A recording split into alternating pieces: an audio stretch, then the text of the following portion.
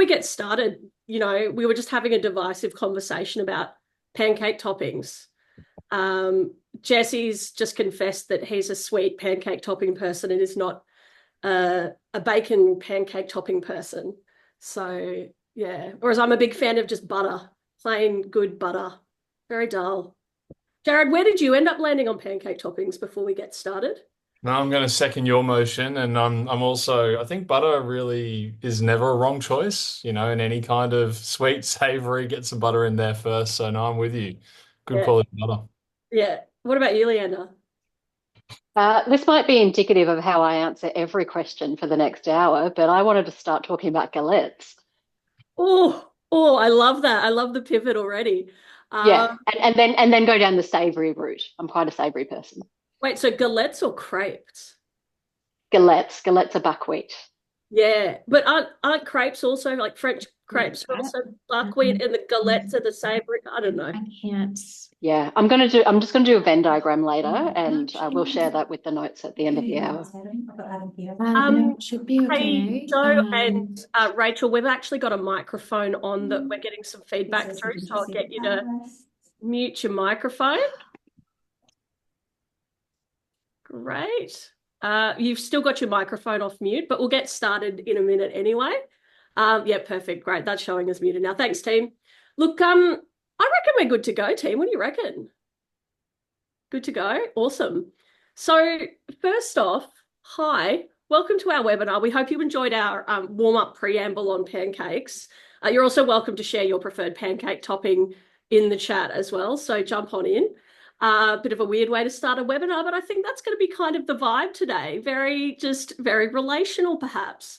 So welcome to everyone. My name's Julia Burks. I'm a principal strategic designer on the design services team at Portable. I'll be your host for the event today. And we're here to discuss redesigning care services with relationship-centered practice. Of course, I want to start by acknowledging the traditional owners of the lands from which we're all gathering today. So for me, I'm on Wurundjeri country as part of the Kulin Nation. And I also very happy and would love for you to acknowledge the traditional owners from where you're joining. Just pop it in the chat if you like, from wherever you're zooming from. I want to pay my respects to elders past and present. I also want to acknowledge the ongoing impact of colonialism on Indigenous peoples and really call out that sovereignty has never been ceded. Humans never been ceded. We stand in solidarity with Indigenous Australians in their ongoing struggle for sovereignty and self-determination and justice. Before we jump into introducing our lovely panelists, I'm just going to tell you a bit about Portable and why we're running this webinar today. So we're a human-centered digital design agency. And our mission is to seek out areas of transformational change and use research, design, and technology to help work through that change. We host these sorts of events because we really strongly believe that knowledge is power, and so shared knowledge is a form of shared power. And this webinar is actually we talked quite a lot when we were setting it up about we don't want it to be all about Portable. We actually want it to be about the conversation. So I'm not going to talk anymore about Portable. We actually worked to kind of co-design this panel with Jesse, Leander, and Jared, and to really think about what kind of vibe we wanted to have. So we'll share some information after the panel with how you can connect with each of our awesome panelists, and there'll be sort of 15 minutes of Q&A towards the end of the panel, and you're welcome to pop questions in the chat or into the Q&A function. My colleague Rachel's going to be moderating the chat. I know yep, there we go. She's posting little chat messages into the chat as we go, which is great. But yeah, I think my goal for today is for me to talk as little as possible and to let these rad humans share their perspectives. So I'm going to start by introducing all of them. So firstly, a big hi to Jesse Robinson. Jesse's a Wiradjuri man and a founder of Mawang Consulting, which emphasizes inclusivity and relationship building to create impactful change. So he's got 15 years of professional experience and lived experience, of course, as well. Jesse does a lot of work guiding stakeholders on how to engage effectively and safely with First Nations communities. And he's obviously very, well, not obviously, he's very passionate about self-determination and commitment to weaving lived experience through the work he does, and to enable the design process to foster meaningful connections and bridge gaps across the different contexts that we work across. So that's awesome. Leander, great to have you here as well. Leander Kreltzheim. Leander is a social co-designer and researcher who has experience with organisations like Mission Australia, Uniting New South Wales and ACT, the Smith family, and so on. Her practice centres on how we can be more respectful and reciprocal in co-design, and how that can lead to long-term social change. Leander is undertaking the wild experience that is a PhD at the moment at Monash University, and she's rethinking our relationship with time and how this might foster safe and more effective design practices. Certainly in our conversation a few weeks ago, Leander, you totally turned my understanding of time on its head in context of design work. So I'm really looking forward to hearing how that comes up today as well. And last but not least, I want to introduce Jared Wheatley. Hi, Jared. It's great to have you here. Jared's worked across the social sector for 18 years, running a youth centre, creating all sorts of different programs internationally with refugees. He's also founded 3 innovative charities, just casually as you do. Jared is the founder of Professional Individualised Care and the co-founder of the Centre for Relational Care, and is doing a lot of work to help develop and achieve foundational policy, legislative and regulatory change in the New South Wales child protection and out-of-home care system. So we've got 3 awesome and really different humans here today, which is really exciting. I'm going to kick us off, team. So I wanted to start off by sharing a bit of a quote to sort of prompt our thinking and start to unpack what is relational care. Because when I got the brief from my colleague Joe to lead this webinar, I was like, yeah, sure, I'd love to leave a webinar on relational care. Just a question, what is relational care? What is relational practice? And so I think there's going to be a lot of people today, team, that are going to be sharing that perspective and not sure what this is, or maybe they're doing it and they don't realise. So let me start with that quote I mentioned. So it's from Radical Help by Hilary Cottam. And in it, she says, relational work brings different values and interactions into the foreground, and it has given us a new understanding of how change happens. So I'm going to throw over to you. How does that resonate for you? What do you talk about, and what does relational practice and relational care mean to each of you? I'm just going to let you guys jump in and start off as you like. I'm not even going to throw to someone.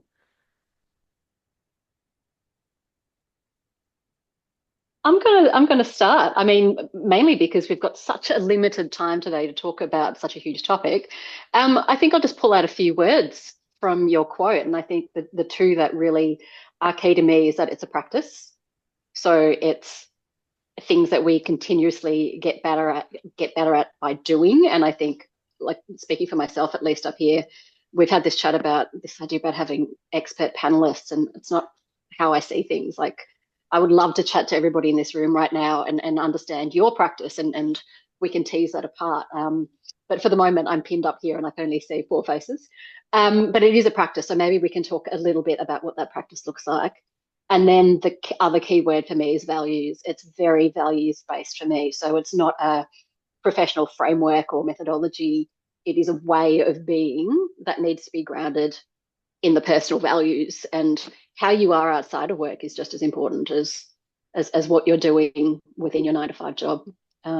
So I'll again, we could go on about each of those forever, but I'll throw it over to my wonderful panelists and see what they have to say. I can build on that a little bit, which is a quote someone once told me, which is, when you are in this work, you are this work. This sense of it's how you inhabit the space and bring yourself to what we're doing.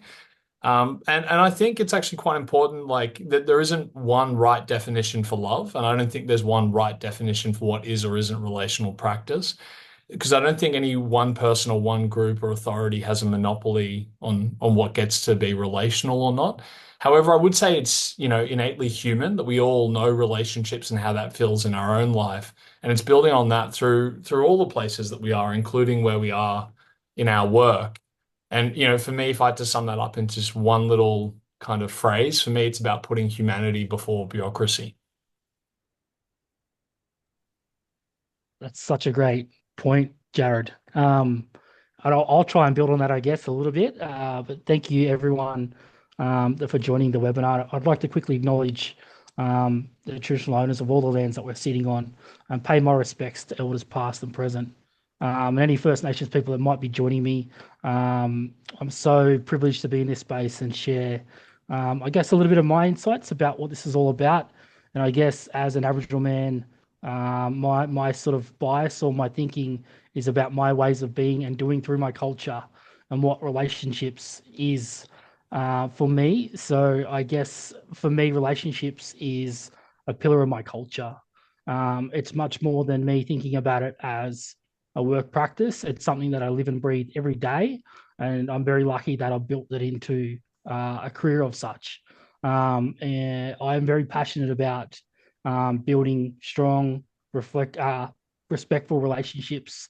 And I know that enables then many great things to come from that. So when I think about relationships as a First Nations man, relationships for me is it could be human to human, but it also means I might be a relationship to country, relationship to everything around me.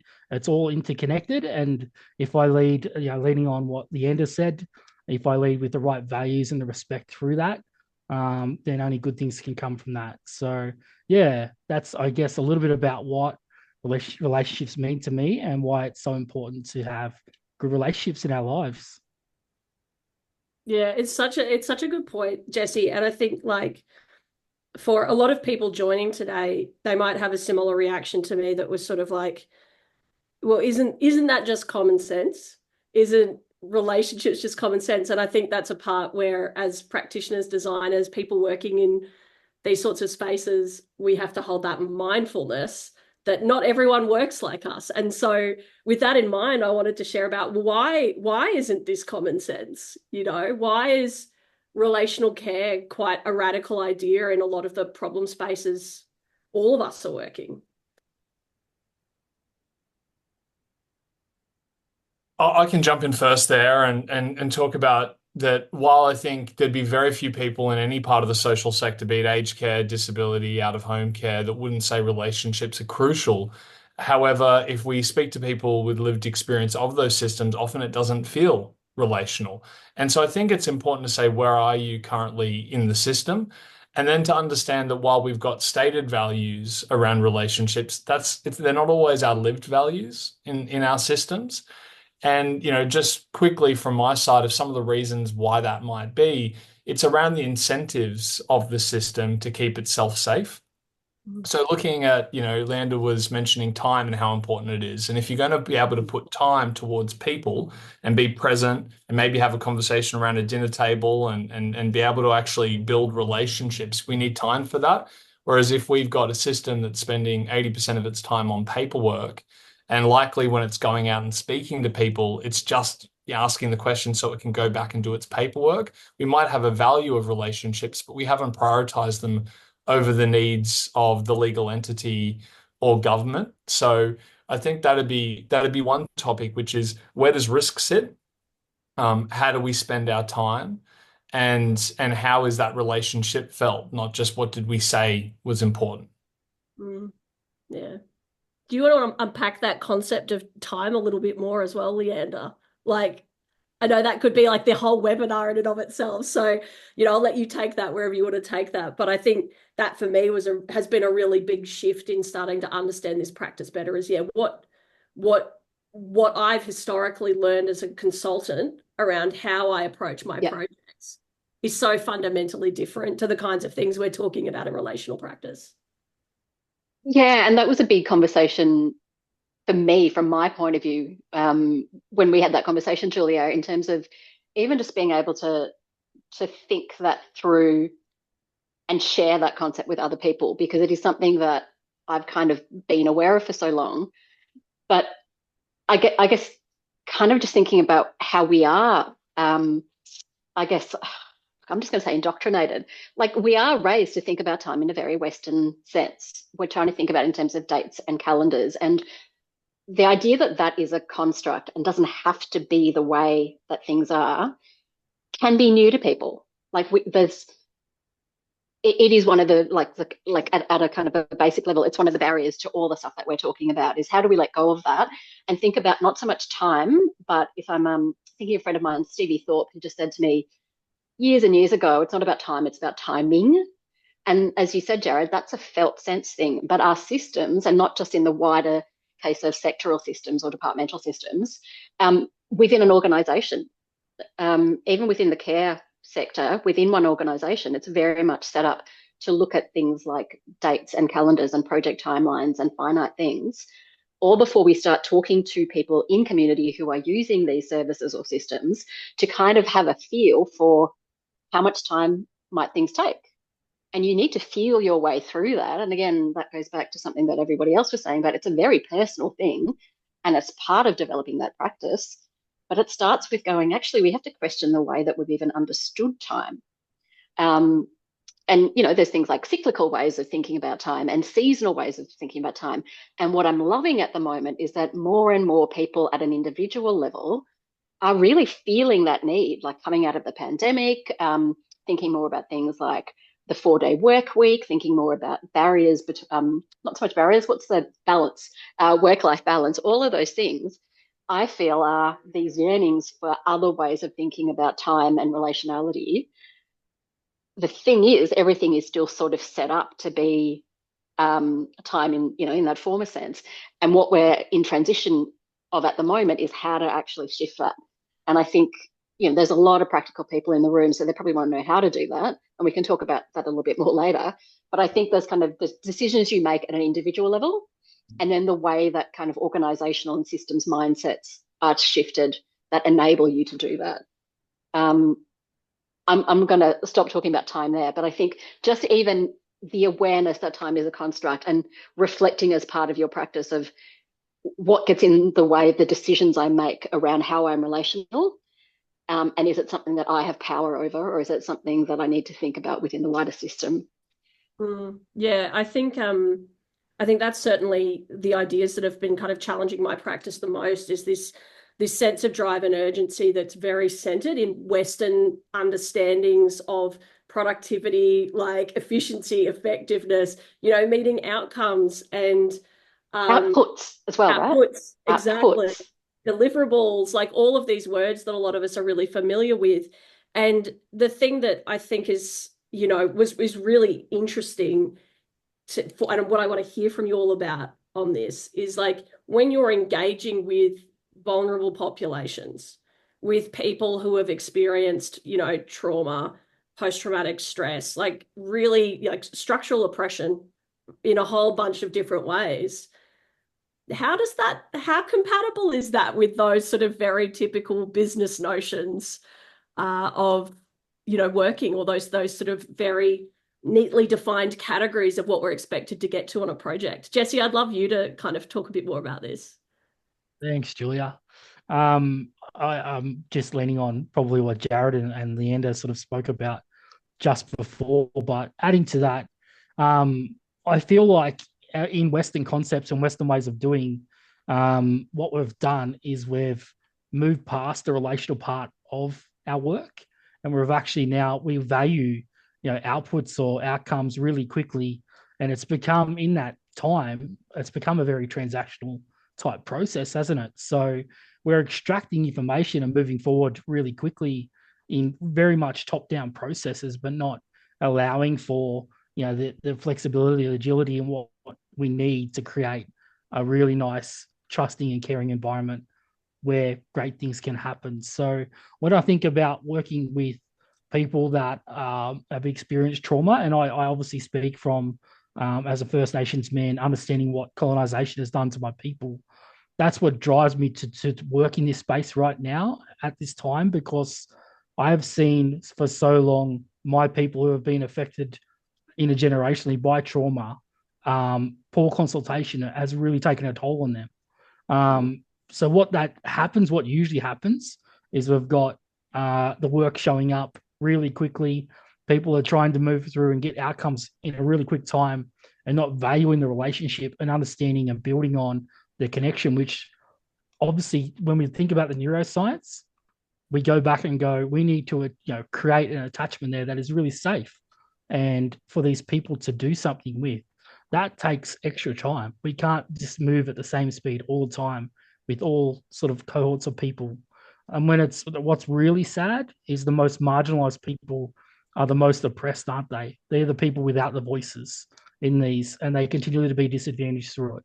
So we really need to be slowing down and working with these people in a really safe way. Yeah, and the thing that I was thinking about as you were sharing all of that, Jesse, as well, is that notion that First Nations Australians are some of the most researched people in Australia at this present moment in time.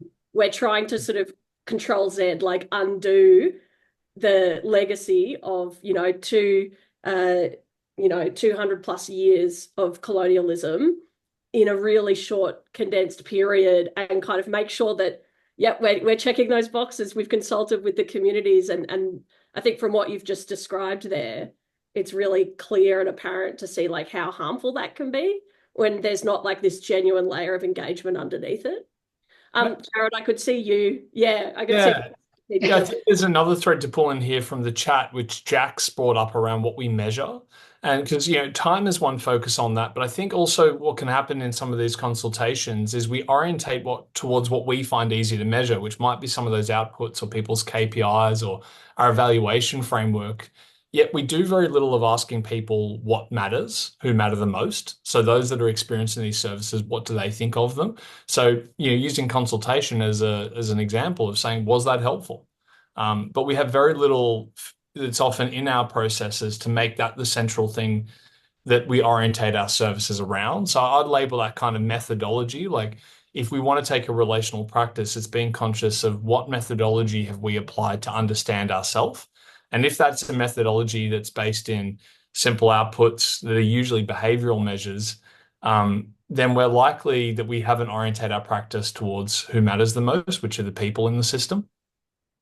And, I use an example here of saying it's like taking Newton's laws of physics and trying to understand philosophy or love, that if we don't pick a methodology that's orientated around the humanity of for everyone, we're relational beings in this system, unless we're going to set that as the primary way to understand our work, I think when we're engaging with other services, we can pat ourselves on the back pretty easy and be like, man, we did a great job there. Yet some other people sitting on the other side of that when everyone disappears and going, hey, that didn't feel so good. I think there's a couple of barometers that I use that I could share to this that have just sort of come up. And I think one of them is around, like, particularly in design. So you've spoken about reciprocity in there. And I think that's a shift that designers could really think about, is as they go through the process, is actually not just thinking about how the process might actually serve other people, but asking them. So not making assumptions about it and asking them. And I think, I guess there's a few kind of barometers. And one of them is every step along the way, there are decisions that designers make. And for each of those kind of decisions, I'm kind of just thinking,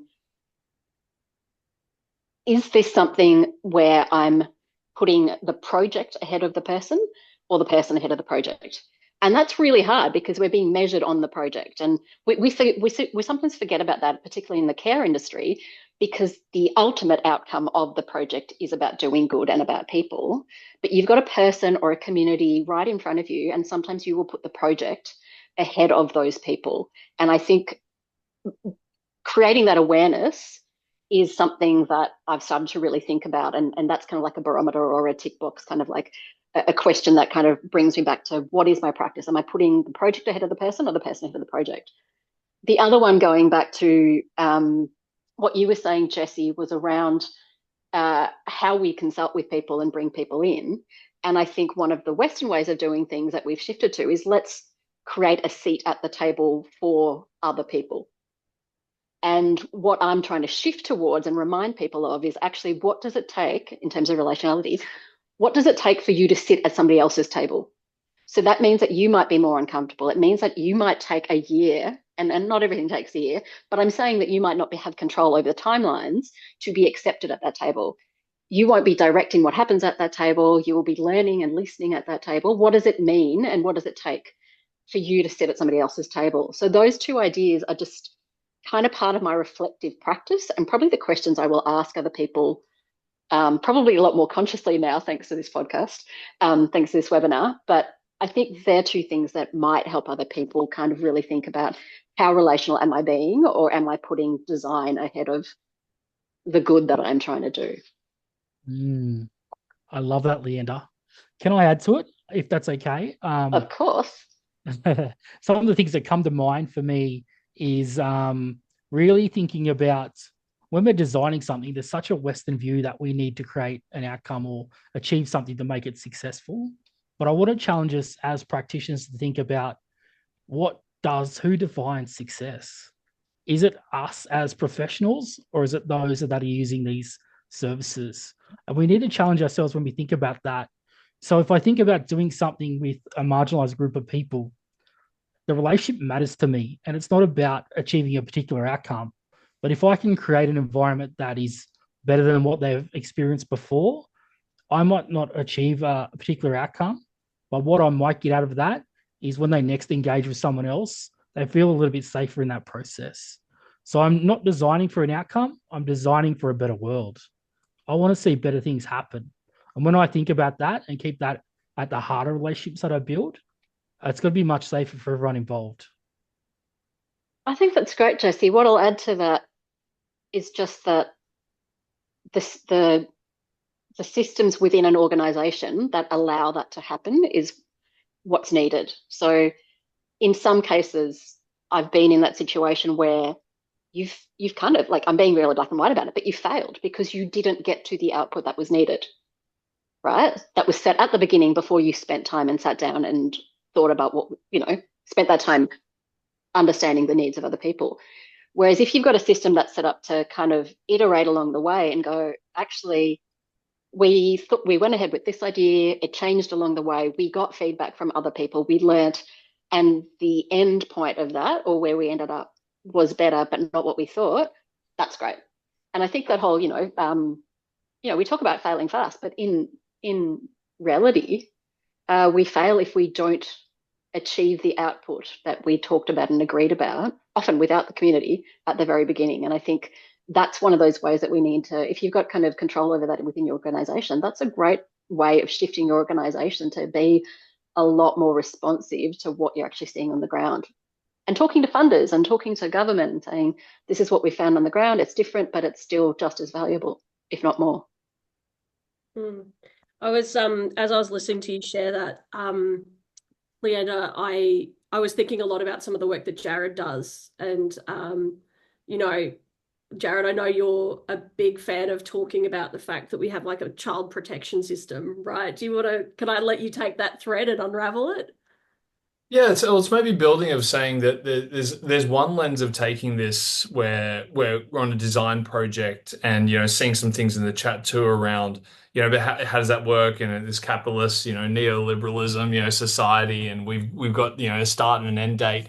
But thinking about the human lives, like if you haven't looked at our out of home care system and how the child protection system works right across the country, these are children's lives, and our role in society is to help raise the children. It isn't something that is just a product or a case or a number. These are humans, and I think if we have that job of trying to raise them, it's none of them in our own lives would we apply these same principles of saying it's going to be annually reviewed plans or case notes that we're going to do to our own children as the primary mechanism and focus of how we're going to spend our time. We would know it's going to be our time and our connection. And so some of it, I think it is about going, while it might be work for some, there are lives in this system. And if we're in this work, we are this work. And it's really important that we're understanding a contextual boundary. And what I mean by that is I have a different set of boundaries with my daughter than I do with my best mate's daughter than I do with a stranger's daughter.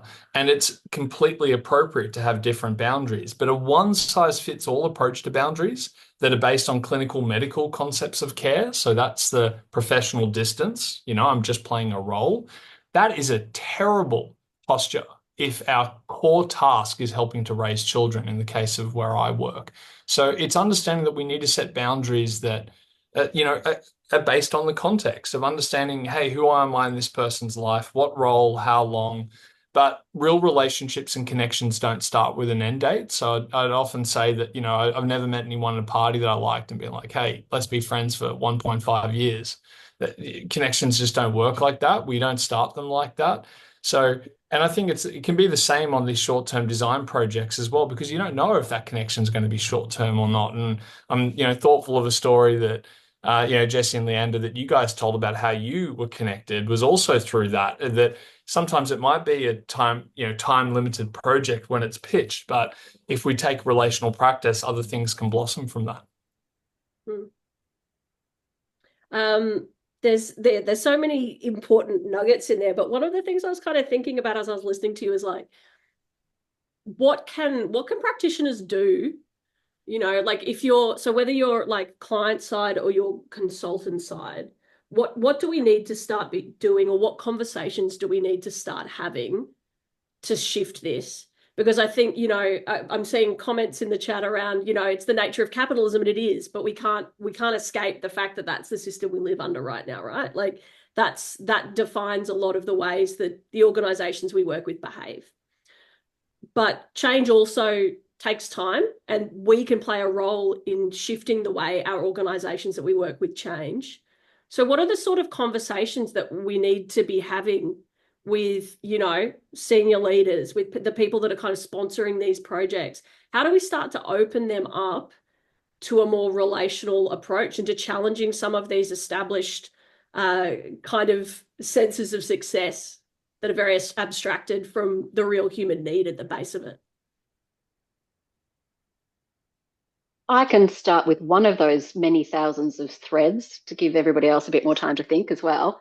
And the threads all intersect. So let me just say that this is a complex thing. It seems simple, but it's beautifully complex or nuanced. I think one of the words that we haven't spoken about in here is the role of trust.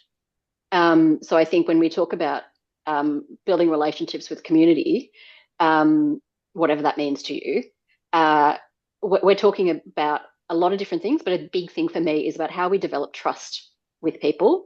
There are a lot of reasons for this. So Jesse, you spoke about working with traditionally marginalized groups, for example. So there's a lot of historical trauma that came before that. So you're in kind of like, somebody called it like deficit trust or negative trust, that sort of thing. But also going back to your question, Julia, around kind of being pragmatic about this. So taking it out of the purely ethical part of the discussion and into the pragmatic. Part of the reason I do this is because it works. Part of the reason I find relationality important is because you understand people at a different level. If you want to talk in design terms, the insights you get, which is the whole point of it, are better. You get other people who, because of the way I am with them and the work I have done before I have arrived into that context, I can be more vulnerable. They can be more vulnerable. They trust me over time. So that's where the T word comes into it. And the understanding that we have by being present with each other shifts the nature of the design. I don't want to say problem, but the design opportunity or the design, context or whatever it is. So one of the conversations I have with people is that if you really want to shift the outcomes, you need those interesting insights and input and knowledge. And that's where lived experience comes into this. And that's a whole other webinar.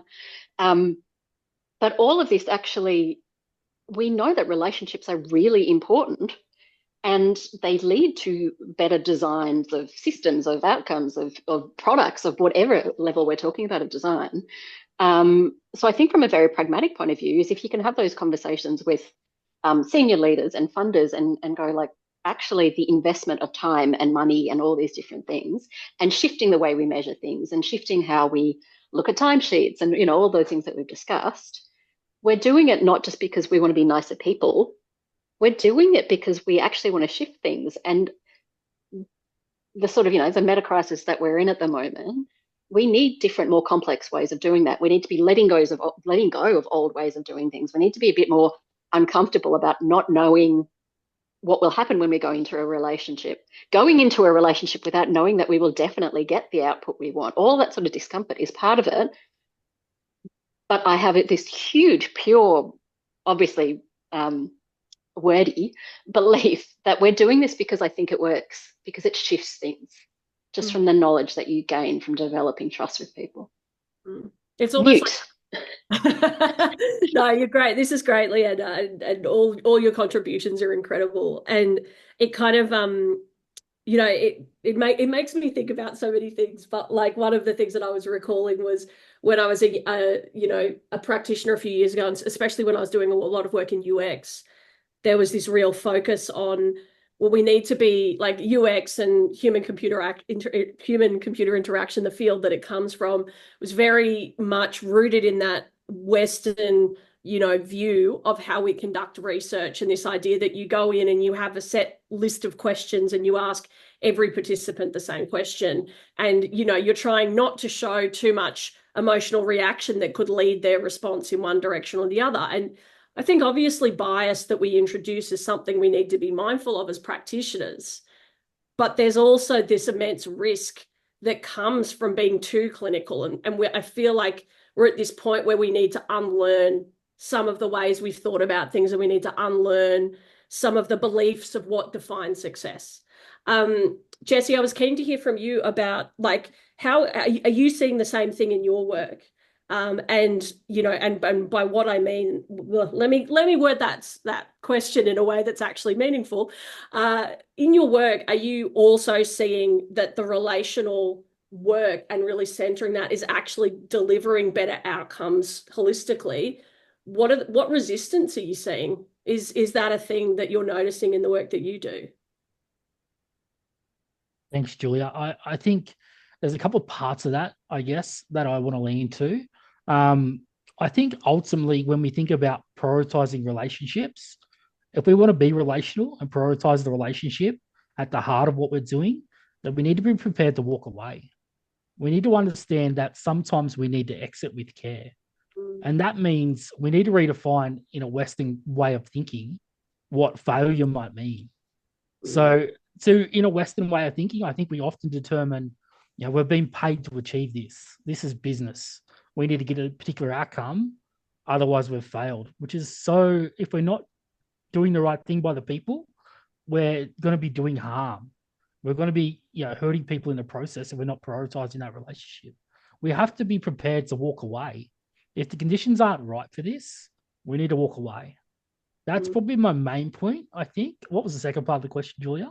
I was just sort of what impacts are you seeing of doing the work the right way, of leaning into relational practice? Like, are you seeing the same thing as Leander, in that it actually delivers, like, I feel cringy using the word outcomes now, but it delivers better outcomes for everybody. Are you seeing that same thing? I think it's shifting the sort of our thinking around, we need to center the relationship first. If we center the people, the relationship, then we can only come in with better outcomes or outputs. But once we do that, we're working with people in the right ways. We're allowing that to navigate organically, develop organically.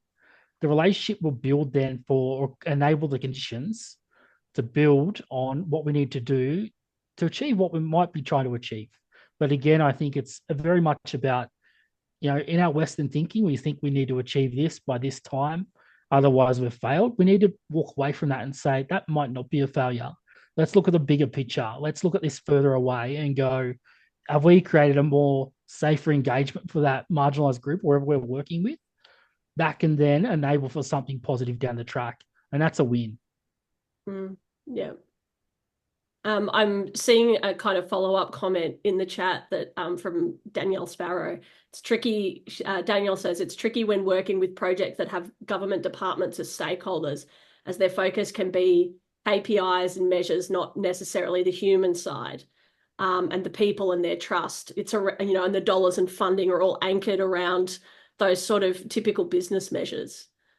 Maybe I'll just jump in there as someone that's operating as a government-funded service, so I'm, operating in that context, and I think some of that is, there's some realities of what we're working in. So sometimes what government might be interested, I can provide quite easily, but that doesn't mean we need to leave our heart of where we're spending our time and energy or investing in. And being careful not to fall into this trap where we're waiting for authority, be it government or someone else, if we're working inside organizations, to give us permission to work relationally. Like I think it's sometimes in whatever context, how relational can we be and can we make progress towards that?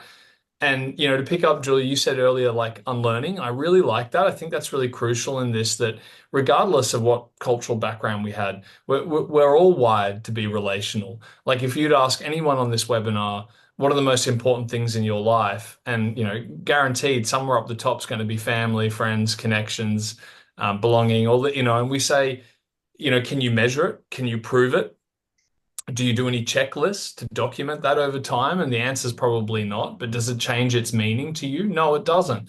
And so we all have that lived experience of relationships to draw upon. And sometimes it's about unlearning and just taking a different perspective of like while in the field I work in, we call it child protection, but after 14 successive inquiries that are getting terrible results, we know it's not protecting children. It's fulfilling other things in the system, but it's certainly not child protection. So I think it's a mixture between how we make progress is trying to tap into something that's intuitive and set people free to do that, and also trying where we can, gently and respectfully, but calling out some ground truths around where our system isn't working relationally.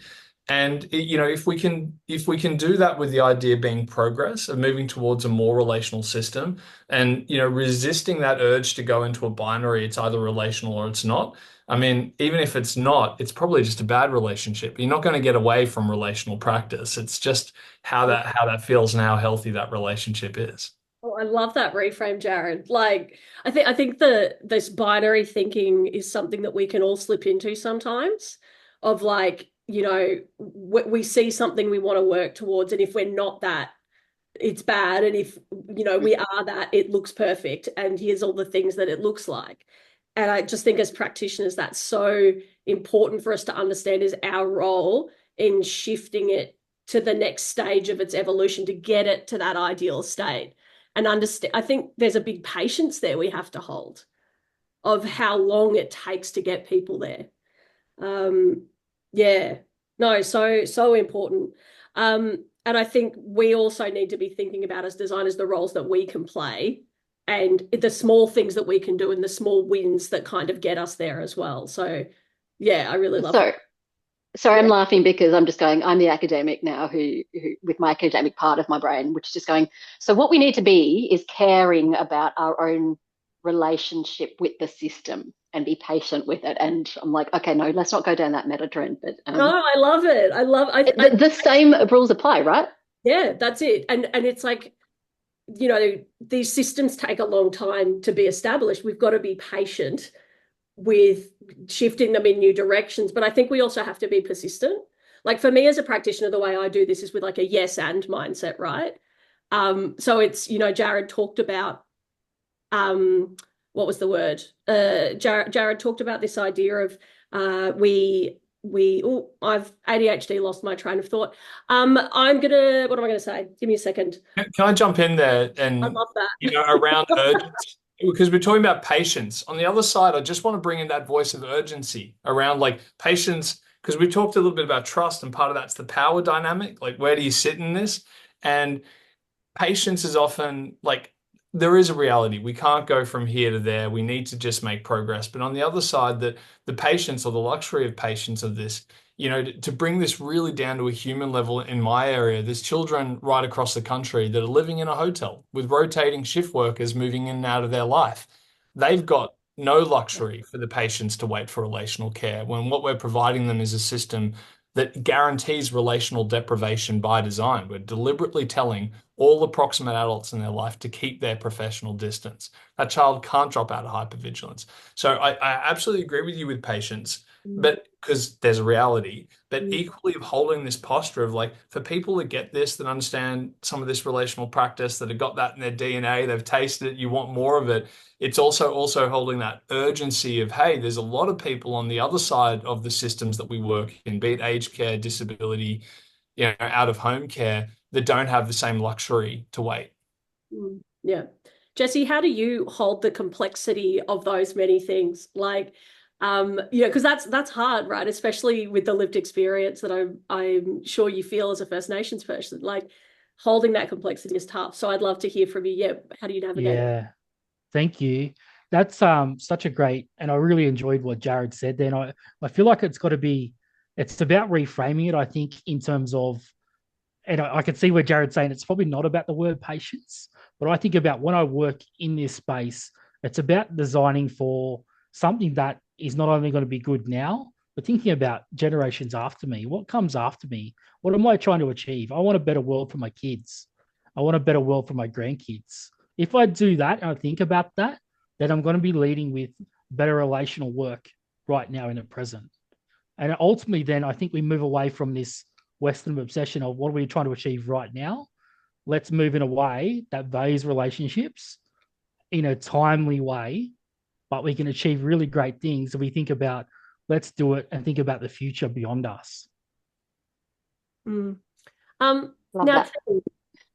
this has been beautiful conversation. We are slowly working towards the end of our hour. So I want to now turn to some of the questions that have been asked of us and see how we can kind of tie in some of these themes you've all been navigating so beautifully into some of the challenges that people are facing. And I want to start with one that we got before the session today, which was, what is the role of music in relationships? So I know this is one that we were talking about when we did our kind of check-in earlier this week. And Leander, I think you had a beautiful response to that. So I'm going to throw to you on that one. I think my first response was to ChatGPT, wasn't it? I think there's something really interesting that in that question, and we all sat with it for a bit. But what we realized was that relationality is an approach.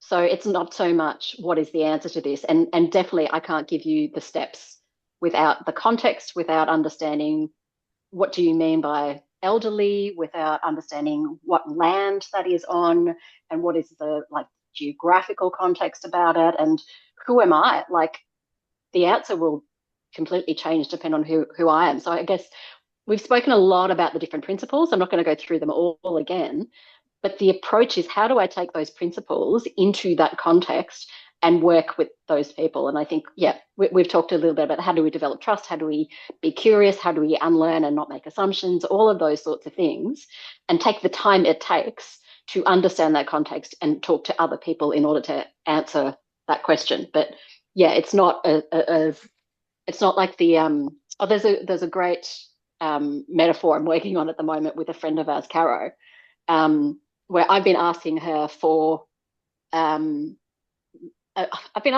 recipe that has been in her family. And after, a few months of asking her, she goes, it's not the recipe. You can Google the recipe. It's how you make it. It's the showing somebody else how to do it. And it's the steps in between. And as a result of that, one of the things we're going to do is she's going to take me through how to make this amazing family tortilla. And it just struck me then and there. It's like, that's what it is. It's the approach of sitting with somebody and how you cover potatoes in flour or whatever it is. I haven't learned it yet. And I think that is the gem about that question is I can't tell you what the answer is, but I could spend time with the person in that context to unwrap what the answer might be, what a answer might be. Yeah. There's some beautiful threads in there around needing to think about the information that we gather completely differently. Like it's not the recipe, it's actually understanding what the nature of making the food itself is, and it's about more than just, ingredients and a set list of stuff. And there's stuff that you can learn that is very hard to pinpoint and very hard to write down in a report. Okay, I've got another good. Oh, sorry, Well, Jared. just really quickly of going to, Jesse's point earlier about relationship to all these things that aren't just other people, relationship to land, so relationship to music. And I think to building on what Leanne's saying just really quickly, it'd be to say that whoever's asking that question, no one has the monopoly on what the answer is, this panelist included. And so to be exactly like Vander's saying, if we all had time, we're in a different context, it's asking that person, what do you think? And their probably approach of it would be, just as insightful. So yeah, just building on a couple of those threads. Awesome. Okay, I've got another question for us. So how can we navigate, so this one's from Ryan Vulgaris, how can we navigate the tension between the autonomy and dependence of those being cared for?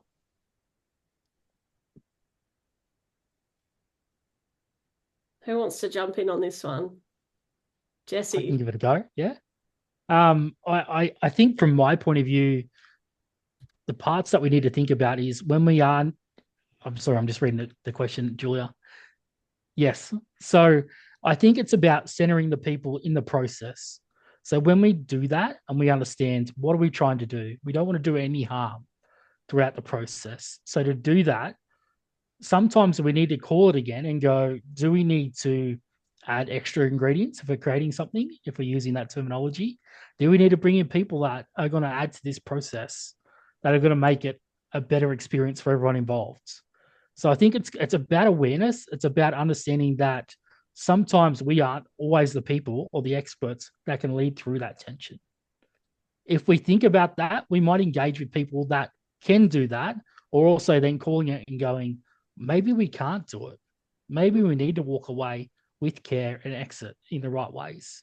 I think it's about being aware. Again, it's very gray area. I know that probably doesn't answer the question, but it's probably the thought points that you might have to go through when you're trying to do this. I think there's like an ethical responsibility here too that you're talking about, Jesse, that's from the perspective of us as practitioners, particularly practitioners with privilege. Like I'm a white middle-class woman, right? Or non-binary person. We're working it out.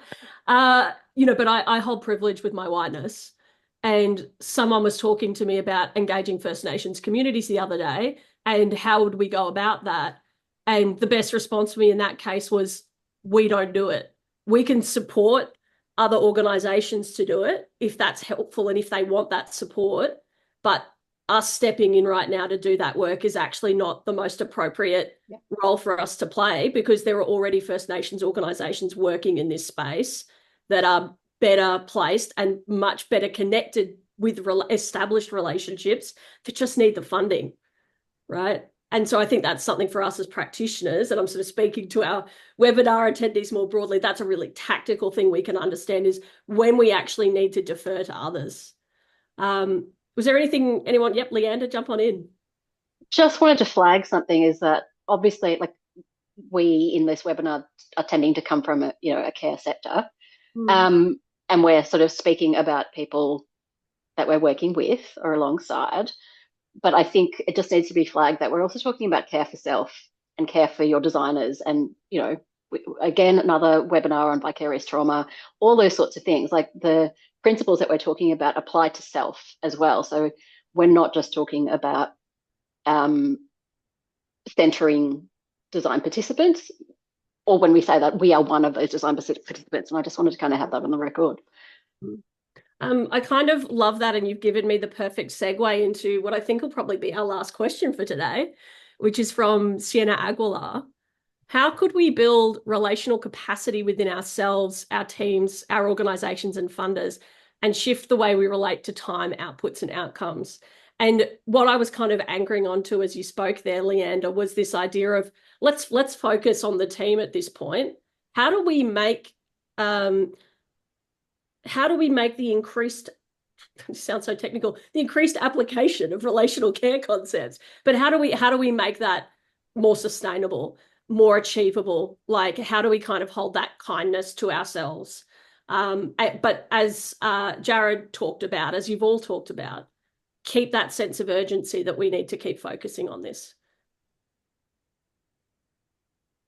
I think it's owning our influence and our limitations in that. And so I think it's really easy again to see this as a how do we go influence government or influence the whole organization we're part of. And I think that's meaningful. However, there's already power that everyone on this call will have in their own context with their colleagues And I think it's not like if anyone has felt it when someone took that time, even in the smallest of ways, it might be visiting someone after hours or going to their footy training or taking the time to, remember their birthday, that those little moments of humanity that are so within all of our control can really change lives. It's felt.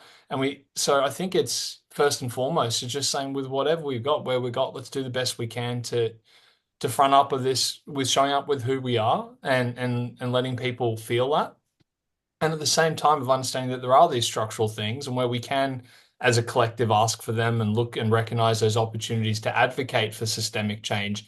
Let's do that as well, but it's not an either or. So and yeah, just if this is my last bit, I'll just jump back to that last question too, just really quickly, of just saying that if we are trying to balance for anyone that we're trying to work with this idea of autonomy, um, and also being relational and dependency, I think a big part of relational practice needs to be about capacity building. So we're there to connect people and we're there to build capacity. We're often not there to solve.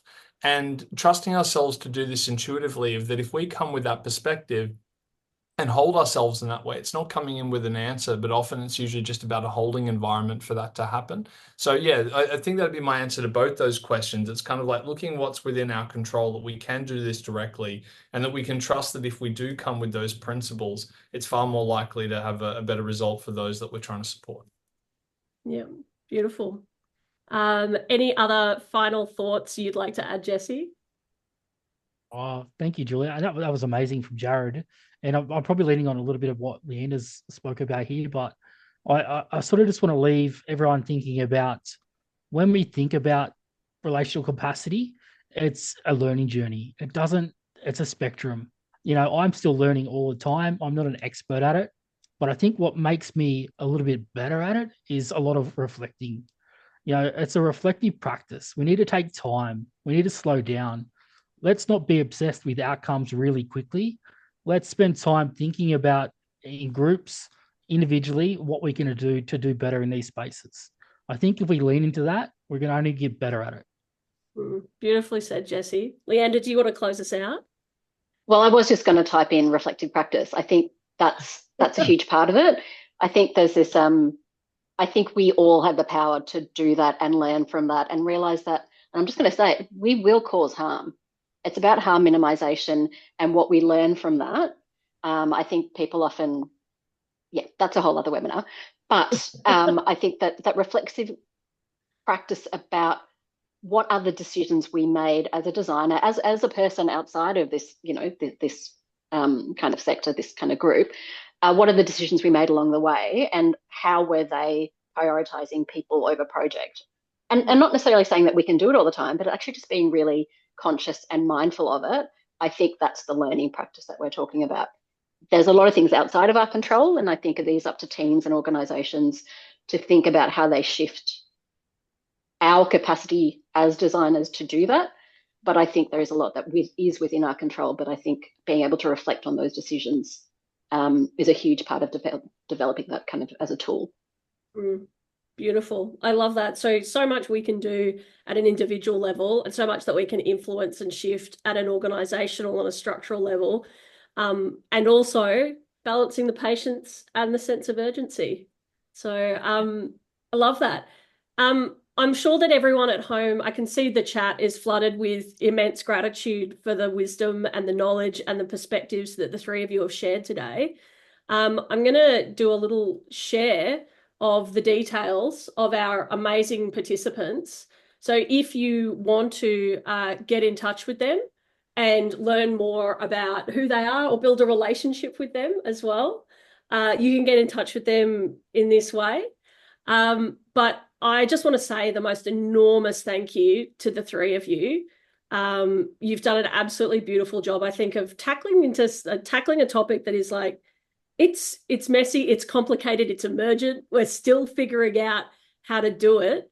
But I certainly know that my practice has been hugely positively impacted just from every conversation I've had with all of you. So I know that our participants, our webinar viewers, will be feeling the same. So thank you for your time. Thank you for your generosity. And yeah, go forth and let's all do more awesome, more relational, more engaged work. Thanks, everyone. Thanks, Thank team. you, everyone. Thanks, Julia. Thank you, everyone. Pleasure. Take care, everyone.